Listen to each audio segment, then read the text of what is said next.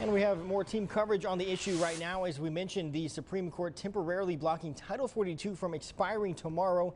And now concerns continue to grow for some of the migrants who cross the border. That is exactly where we find KTSM 9 News' own Jasmine Perry. Jasmine, the border, of course, also a place where many migrants have encountered some pretty dangerous situations, especially women. Yes. Good morning. As more migrants cross the border wall that you see right behind me, right here, many don't really know the traumatic journey they have to go through coming from Mexico. But a Nicaraguan migrant tells me she is one of the survivors from cartel. That I was one of the survivors from the cartel. Then again, I was sexually abused. Those are the words of a Nicaraguan migrant who crossed the border early December, not realizing her experience crossing the U.S. would be a dangerous one. Senior staff attorney with Las Americas immigrant advocate in El Paso, Nico Palazzo, says migrant women crossing the border to the U.S. from Mexico have a higher risk of getting sexually abused by cartel smugglers, also known as coyotes. And so on top of that, they know the vulnerability that these individuals confront. Many of them are undocumented in Mexico. And so, as a form of bribery or as a they will exploit female migrants. They will sexually abuse them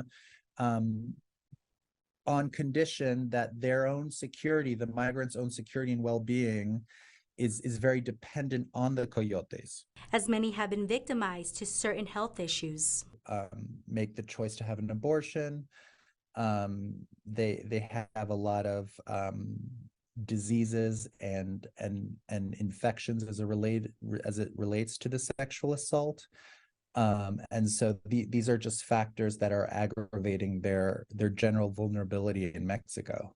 A mother of 5 with 2 grandchildren seeking shelter at the rescue mission of El Paso, sharing her experience.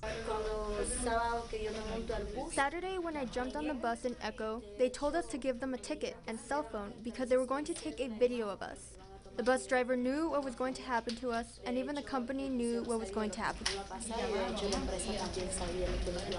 The Nicaraguan migrants say when they ended up in Durango, Mexico, that is when one of the cartels took advantage of her, leaving her with no money in her pockets, kidnapped with many others, and unable to shower for 8 days. Now, Palazzo tells me that many migrants who have come over here to the U.S.